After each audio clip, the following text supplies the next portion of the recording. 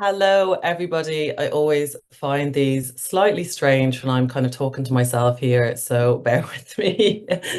Um, Welcome today, and thanks so much for your time and attending this on such an important topic. And I just want to say, whoa, just amazed by going after, like, by speaking after our own, because that's really the most important thing. The child or young person in this and how they individually communicate is the most vital thing we can think about when we're supporting children because it's so individual.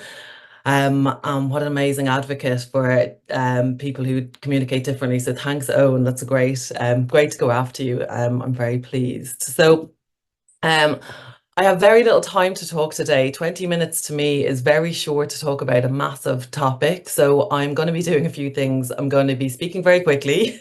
Sorry about that. And trying to cover too much in too little time, and that's just me. So what I've done is just loaded up some of the slides with that you can screen grab the slides um, if you want to. It's done intentionally just to give you lots of information on the slides. Particularly if you process information a little bit better visually, this should support you too.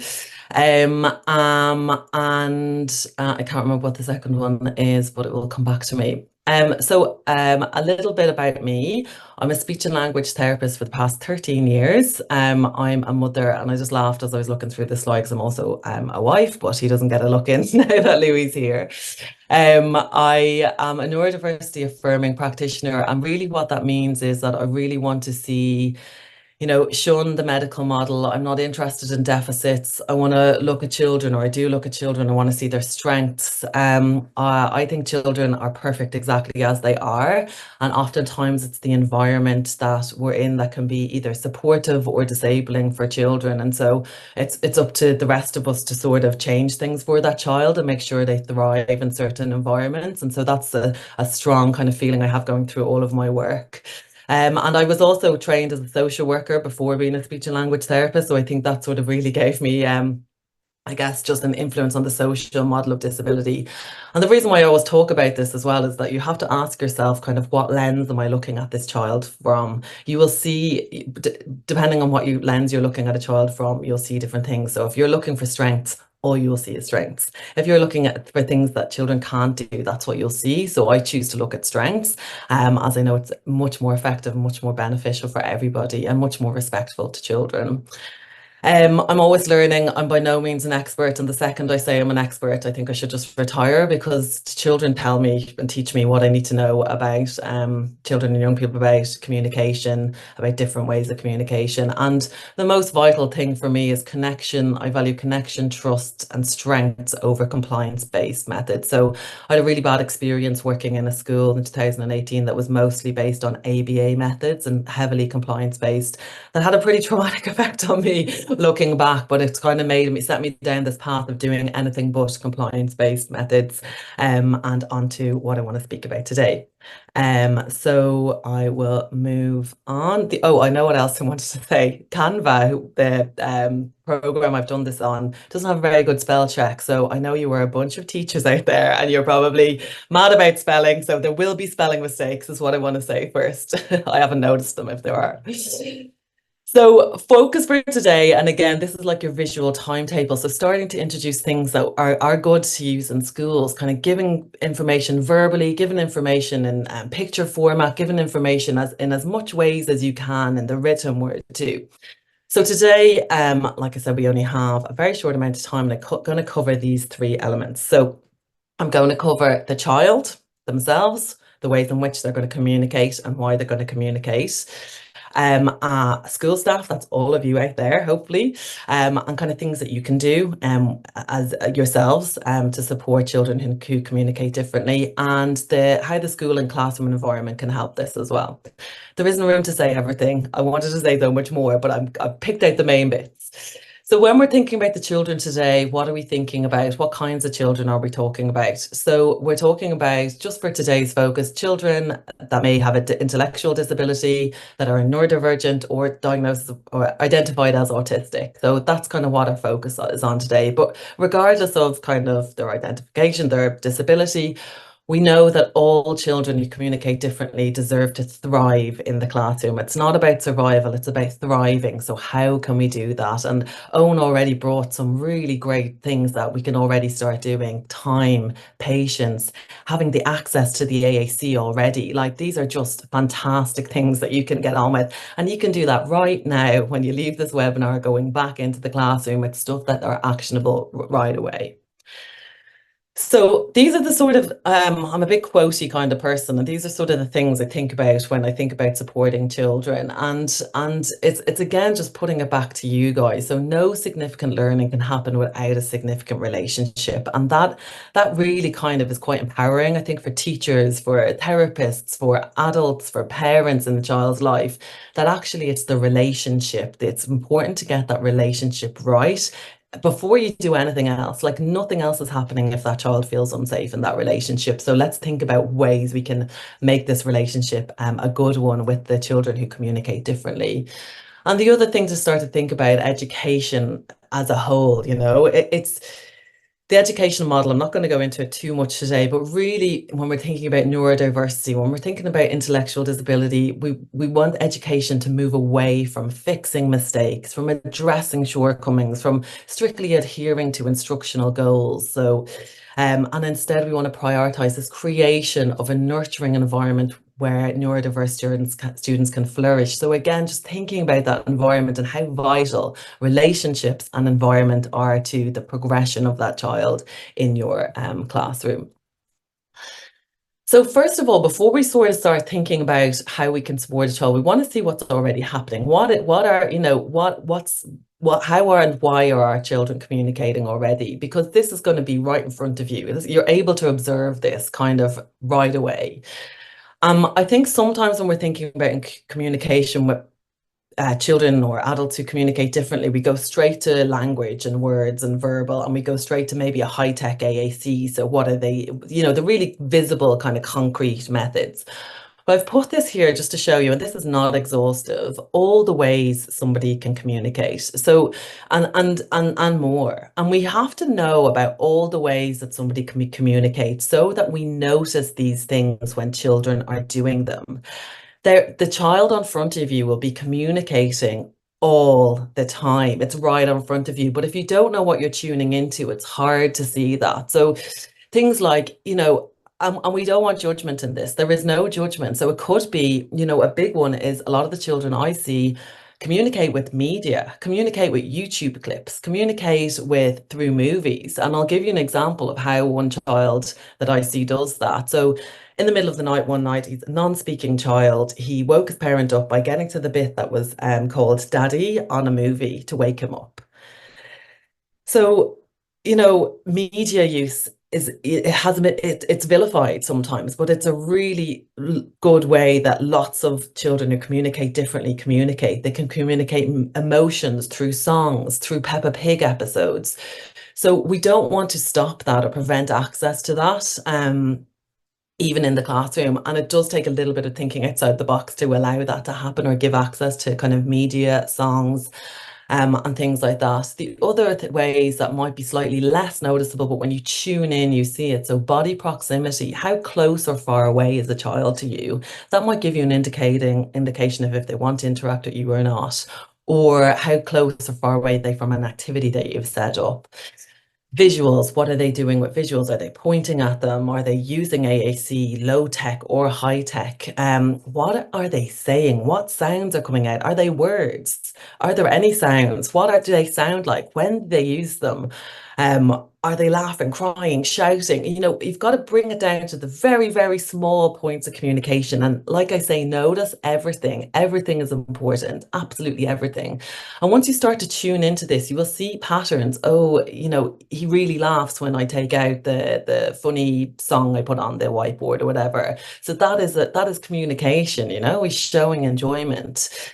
Or she reaches up to try get the whatever toys on the shelf. So she's using a gesture. So we're just tuning into these lesser, sometimes missed communication. Echolalia and Gestalt language processing is one of my obsessions and has been for many years. But are they using lines from movies? Are they using scripts to communicate? It's all important. That's what I want you to take away from today. And it's just about having a look and seeing for the child that's in front of you, what are they already doing? What are they already doing? And really tuning into that. And for that to happen, we need really strong observation skills. So sometimes when we're teaching, we're kind of trained, or, I'm not a teacher, but you're kind of trained to sort of to have the activity, to be very active in that process. But I'm asking you today to sit back and just really see what's happening over time.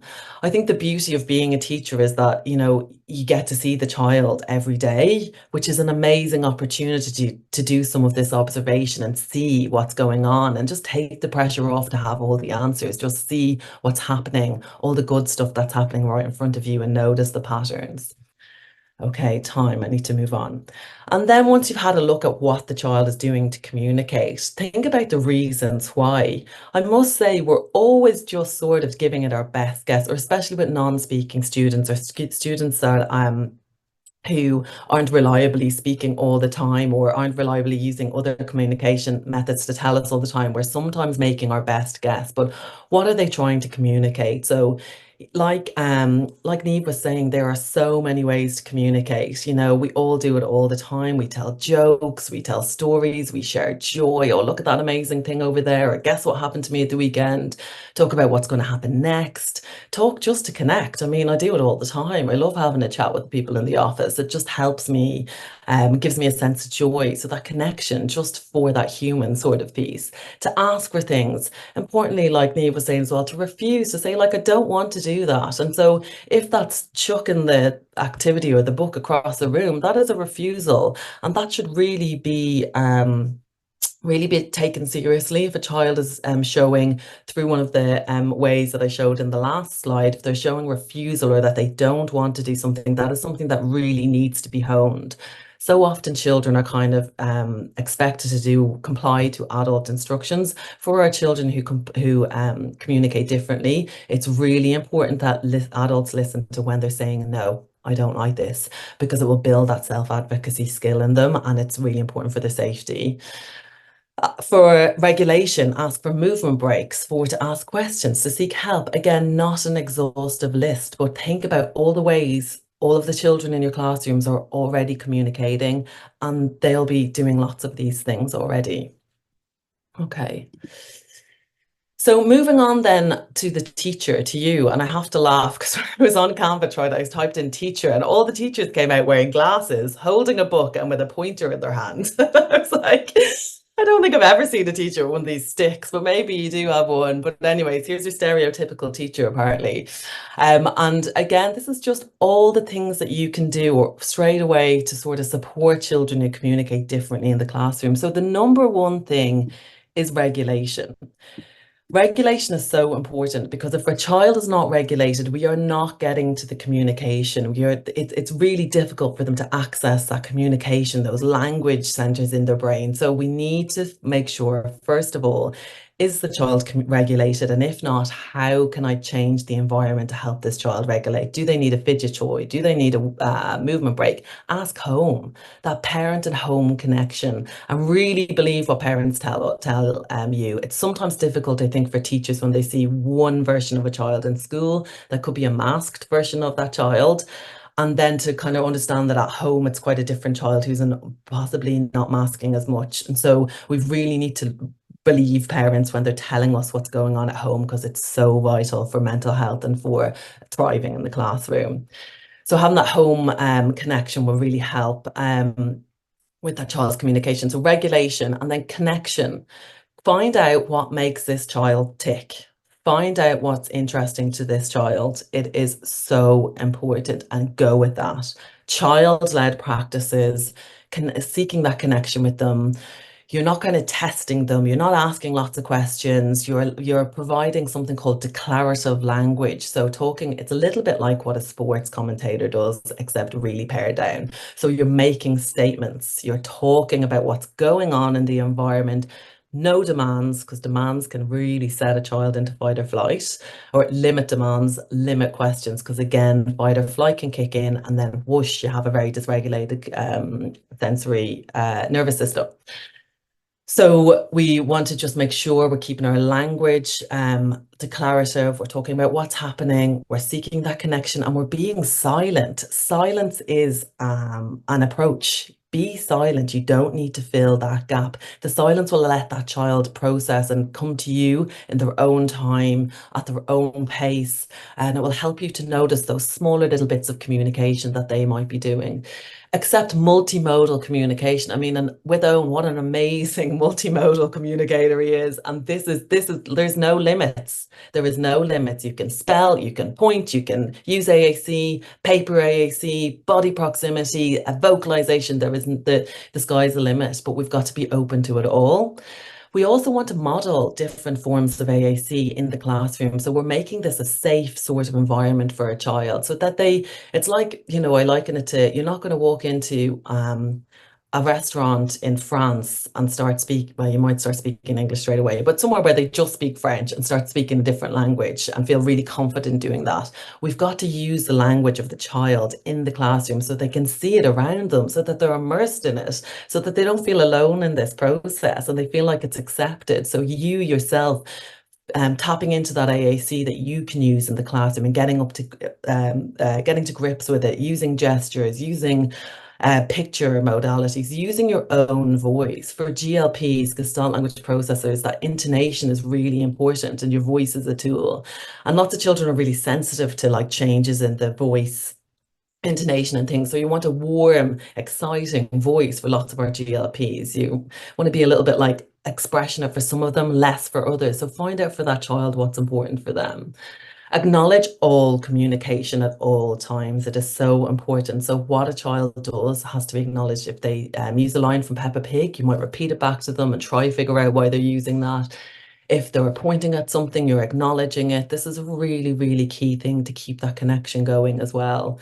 That you're looking at children, I'm just wary of time now. I hope I've got a few minutes left, but that you're looking at children with curiosity and wondering why. And if things go not to plan, keep asking yourself why until you get to the reason. So, what's gone wrong here? What in the environment can help this child? Where did it go wrong? That you're asking why without judgment on that child's sort of behavior and thinking like, really it's up to us to change and do things differently the next time. Expect differences. Expect that a child might want to learn or need to learn in a different way, like Owen was saying, through movement. It's so important.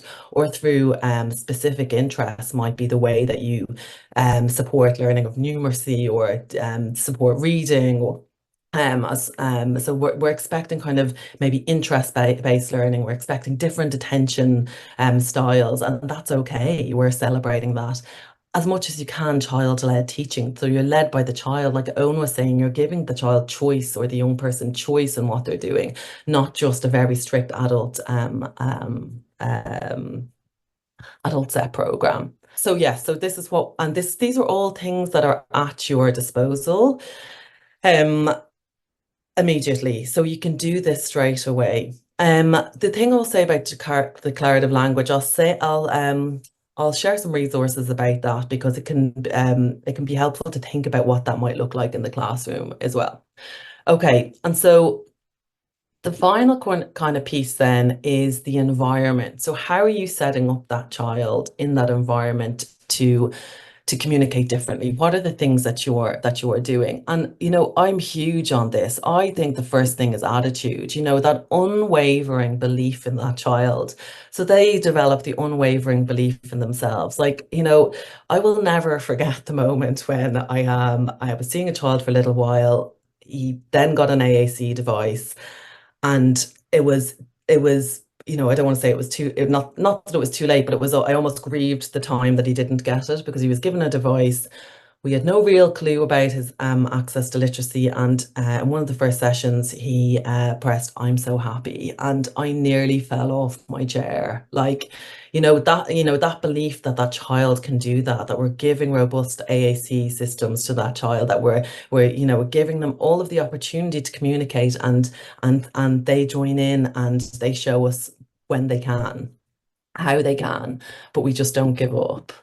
And the other things that you can do is always be that interesting listening ear. That that cannot be underestimated. You are doing everything with a child who communicates differently if you are doing that. It's sometimes I think we look at, like, high-tech AAC, and we can get really overloaded by maybe not having access to that. Many of you do not have near enough access to speech and language therapists, which is isn't great, but actually sometimes some of the more simple things are really important, are the most important, I would say. Things like fun experiences. So I always think about this parent as well who told me, I had a little one who loved public transport, and he was in the dart on the dart, and he said, she just wrote me an email afterwards saying about their experience, and she said, when the language flowed out. So the communication flows out when kids are having fun, when they're engaged, when there's a sense of joy about it. And then other things that you can give them access to in the classroom are songs and music and media and their special interests or their enthusiasms, because that will bring about a lot of communication as well. That we're always providing those language models, and that we're kind of aware that, children may not always look like they're attending to what we're doing, but, it can look really different in children with intellectual disability and children with autistic children. It can look like they're not paying attention, but they can be. So we've got to keep those language models going. We've got to keep modeling AAC visuals in the classroom over time, because sometimes as well, I think we introduce all of these things and we're very excited about them, but it actually is just like, it's kind of a process like that can go over months. And again, another little one that we introduced AAC, high-tech AAC, like a year and 4 months ago. And last weekend, he was a bit distressed in the back garden. His dad grabbed the AC and brought it out, and he said, "Help me," pressed "help me" for the first time about for his dad at home, and it was because he'd thrown something he loved over the garden fence, and like, whoa, magic! But it does take time. That you have predictable, safe routines for that child, that you have sensory environments and sensory supports that allow them to tap into that language. There's a bit of a phrase as well that language equals, or movement equals language. So when kids are moving, they're more likely to be able to get to those communication parts of the brain, those language parts. And so we need to really think about that in the classroom. How are we letting children move? What opportunities? And that it's not just that child, that you create a bit of an environment for that child to be able to move around, and that you're flexible with, sometimes as well, schools have these really strict policies in place, but that you kind of try and be a bit more flexible with that and think about that child-led, what does this child need in this environment? Okay, so finally, moving on, just some takeaways. Again, you can screen grab this, please do. Something that you can do is be that communication detective. So you're looking at how this child is communicating, all the ways they are communicating, and keep going back to that and keep checking with parents about that. They will tell you, they will, sometimes they say, oh, this in the classroom, and it'll be similar at home. Silence and waiting is just so important. And sometimes the quieter the child, or if a child's not speaking, the quieter you need to be. Don't fill that silence. Strength space. We are looking for everything that a child can do, everything they can do. And we're being strength based with our language as well. We're not looking at behaviors, we're looking at what they can do. And if there's any differences or any support needs there, we are putting them in place. Asking yourself why, being curious. Reducing our questions is a big one. Sometimes to get this conversation going, we ask lots and lots of questions, which again can put children into that fight or flight state, meaning that language, access to language, can shut down. So if you have that experience with your own children sometimes as well, when they come out of school, they've had a bit of a heavy day and you're asking question after question, and they maybe don't say anything or can't answer the questions until a little bit later. We want to make sure that we're using lots of declarative language and commenting to help with that.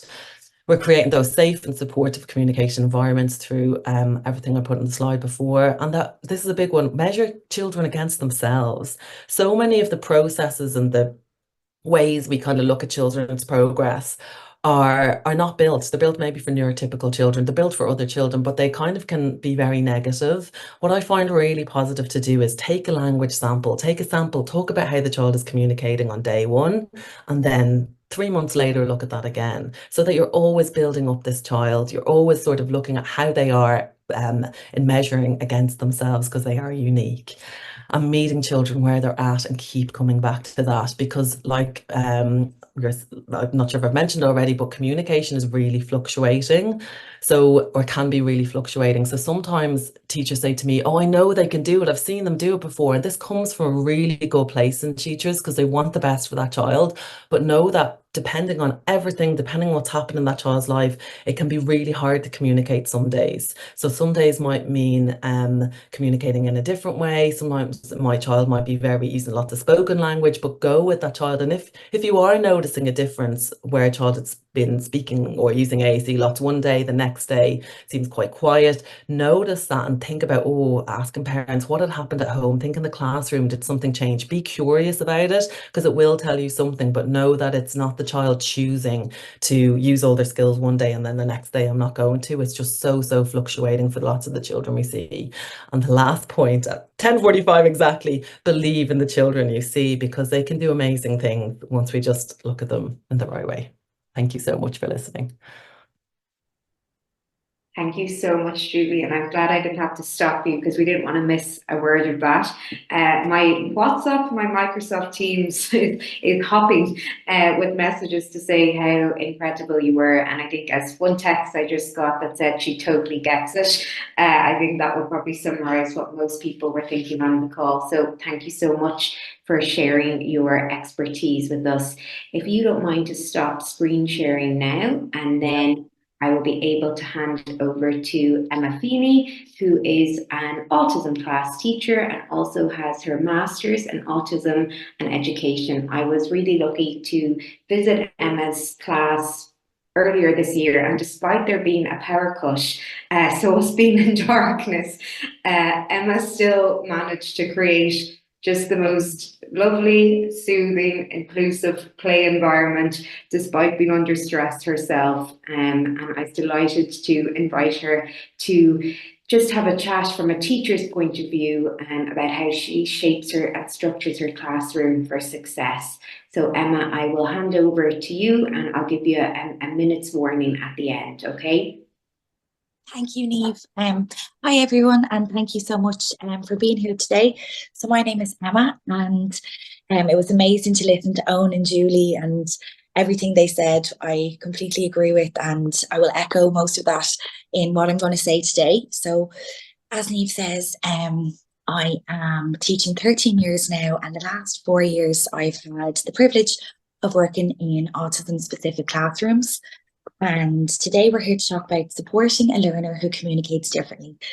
So how I feel about it is that being autistic is a wonderful and beautiful way of being. And like what Julie said, even though I have completed a master's in autism education, it's the children I've worked with that have taught me all I know. And when I think about the autistic learners I've worked with over my career, or if I was to even focus narrowly on the cohort that I have this year, every single child in my class communicates in a completely different way from each other. And that's brilliant, and we welcome that. The common thing about all the children is that all of their language and communication is meaningful, unique to them. And if I could go back to the start of my career, I would tell myself and instill in myself how all communication is valid. And the child that comes into you on a Monday morning and maybe will tell you 10 minutes about their weekend, and then another child, and this occurred this week for me, I showed him a picture that his mother had sent me of something that happened the weekend, and he absolutely lit up and was in knots laughing. Both of those exchanges told me that those children had had a brilliant weekend, and they were both so meaningful for me. So it's so important to honour and respect all forms of language and communication, and not to value one over the other. So each child has their communication style, and it's important. And what I've learned throughout working with these amazing children, the child knows best, and to trust the child knows best for what is going on for them and how they communicate. So when you start working within an autism specific class, I think it's so important to set the children up for success in terms of their language and communication. And before we even begin, schools are naturally language and communication rich environments. There's signs everywhere, there's chatter everywhere, there's music. They enable themselves, to enhance and promote language and communication. So the most important thing, I think, before your children enter their classroom is to set them up for success. And I would completely reduce the need to put any demands on the children when they enter. So what I mean by that is I would have visual supports at every juncture. The toilet is clearly labelled with a visual, where their bags go, where their coats go, where their lunch goes. Pictures on their things of themselves, so where they might sit for certain activities, to make it completely obvious. So it takes the pressure off them and they don't need to have demands put on them. It's just completely obvious where everything is. And I would, like was mentioned before, ensure there's predictability in every single day. And what I mean by that in terms of the school day is the timetable. I would have a very, very predictable timetable, and the activities or the lessons or the play would occur in the same place every day. So it gives you the scope as a teacher to change the activity and change the learning activity, but it will occur in the same place. And the child will know after a number of weeks being in it, okay, in the morning we start in the classroom at this table, and then we move to this table, and then there will be, 20 minutes outside where I can run. There will be a transition to the playground, and it's all completely predictable and denoted with a timetable for the children. Another thing that I think is so important for children to support them is have their comfort items available at all times. Have food and drink available at all times where they can access it. So if you're trying to support this child's language and communication development or their learning, calm comes before curriculum. And if a child thinks, oh, I'm going to have to go through a big rigmarole of asking a question or showing a picture or inserting something somewhere, like with a Velcro stick, to get my drink when I'm so thirsty, it could be too much of an ask. So I like to leave the food and drink available at all times. And that was something that I learned, the hard way. And when you work with these amazing children, they support you to reframe how you view things, because as a mainstream class teacher, no, lunch is only at this time, and but that's not how it works. And it's to have it available, it promotes regulation, and the children know, okay, there's predictability in my day, where I'm going to be is the same, and should I need my comfort item, should I need to jump on the trampoline, should I need a drink, should I need my yogurt, they know that's not a problem. And then the next thing I would work on is developing my relationship with the child. And that is the most important thing when you're trying to support them with their language and communication. And the words I have written here for relationship is just be with the child. And that's fundamental to it all, to just be with them, observe them, and, have fun. Every child wants to have fun and wants to, enjoy life. So I have here written as well, offer the children an irresistible invitation to have fun. So when you are with the child, and I'm thinking of one in particular who he would appear to maybe not use spoken language so much, being with him, and that doesn't mean intrude on what he's doing and annoy him and drag him over to do tasks. It's just simply being with him silently, and then you might notice something he's doing, and to join in that seamlessly without putting demands or pressure on the child. And the next note I have here in terms of the relationship is also to monitor and understand what promotes the child's regulation, and what does a regulated, version of this child look like.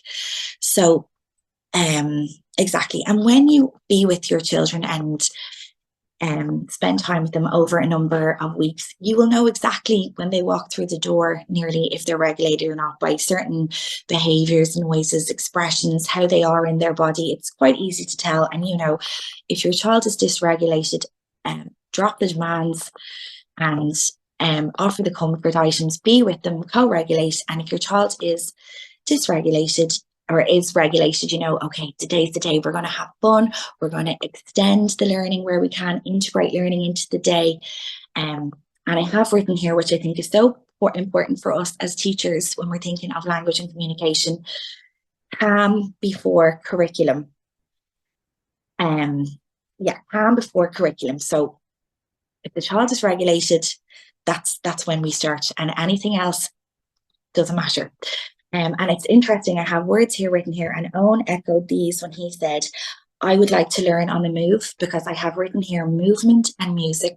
And I think these are two really powerful tools that can be used to integrate language into, but also can promote regulation. So if you're taking your child to a movement room and they're bouncing on a peanut ball, that can be so fun, but we can also integrate language and count, and then the children might, it's going to regulate them, but it's also a perfect opportunity to integrate language development into.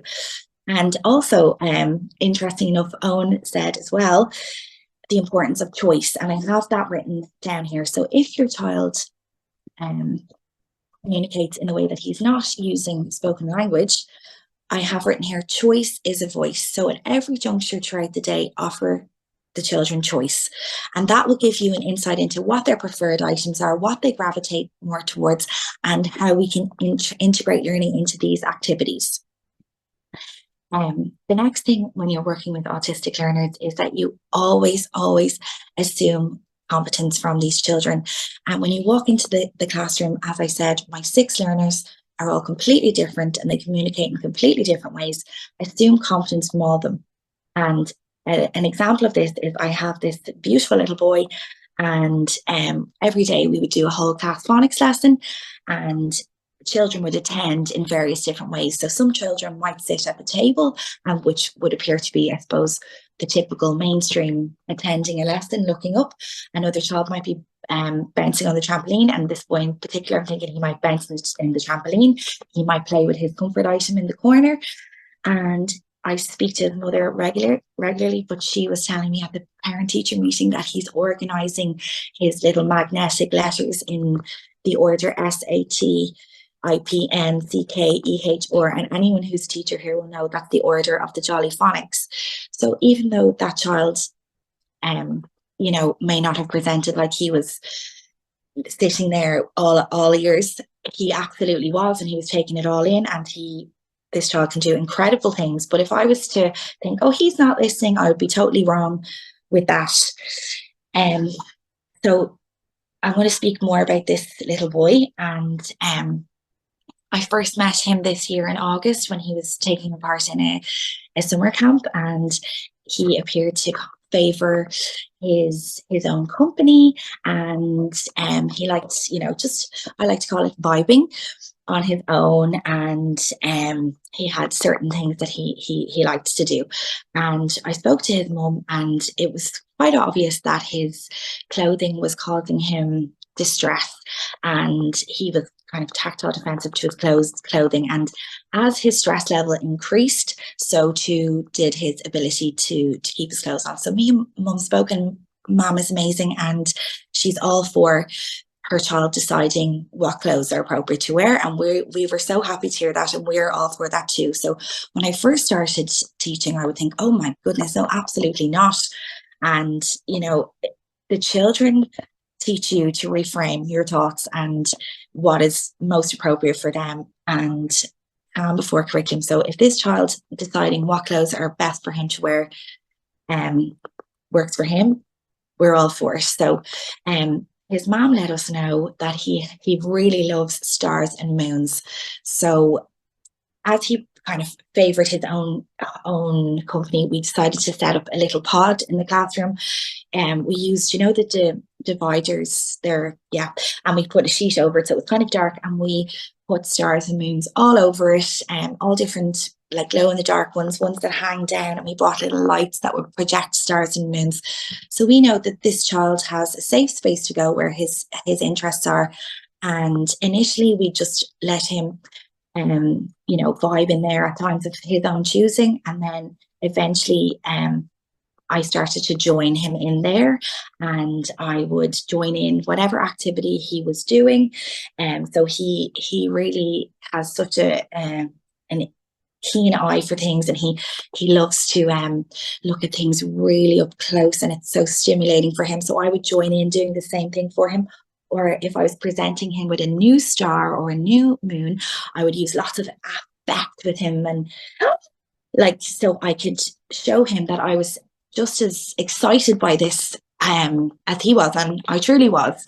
And then we built up our circles of communication. So it's not necessarily using spoken language, but everything is communication. So when he joins in at me and we maybe share a glance together or an expression, and we built up on those circles of communication, and we built our relationship. And as I was being with that child, and low demands, but joining in with him, I noticed he started to sing little songs, and they were so lovely to hear, and his little voice was fabulous. And I decided to integrate the songs he was singing into our circle time, and this was a great way for him to have what he liked as part of the whole. So it would really draw him in and make him excited to be part of a whole class lesson. And we extended upon that. So we'd integrate the songs he liked, like maybe Twinkle Twinkle Little Star or Head, Shoulders, Knees and Toes. And then we decided to give him, a choice board. So instead of just coming out when he hears a song that he likes, he might make his own choice of what song he wants heard. And even during times of maybe stress for this child, it was interesting to see him go over to that choice board and ask me for a song. So he had such a keen awareness of himself that he knew, well, if she puts this song on, it'll calm me down, and it will regulate me, and it absolutely did. And that's just amazing advanced communication, I think. So as time went on with this little boy and he became calm and he understands, we will absolutely support you to take your clothes off and push whatever items of clothing you want on. We will absolutely give you your preferred food item, your drink at any time of your choice. We will integrate lots of fun into your day. Movement, he absolutely loves movement. And this child, I think he should go for the Olympics, because we go down to this swing and he can hold on for almost 20-30 minutes, and that's obviously having a regulating effect on his body. And as time went on, he started to label nouns in the environment, and this was great for us to hear. And it's not even the fact that he's using spoken words to label nouns, it's the fact that from a child who was quite cautious and favored his own company, that he's just bursting with life now and communication. The spoken word is there, sporadically, the nouns and that, but that he's such a communicative little child now, and labelling nouns in his environment. And another thing that has emerged, which we welcome and we say bring it on, is he will say no, and he will say go away. And if that child tells me to go away, I go away, because I respect his communication so much, and that's cool. I'm so happy he's telling me to go away. And yeah, like that, I say, making it fun for him, bringing him to the swing every day, counting down when he was on the swing, going fast, slow, all that. It's all language, everything is language, and just following his leads, and little things started to happen. And he was working with outside supports as well. He has an amazing lady, and she came in and gave us support as well. Terry Lawler, she's amazing. She was working with us on floor time. I'm sure you've heard of it, but that was fantastic as well. But yeah, little things like ready, steady, and he'll say go. And just so many wonderful things have happened. Like, he'll come in and he might not be,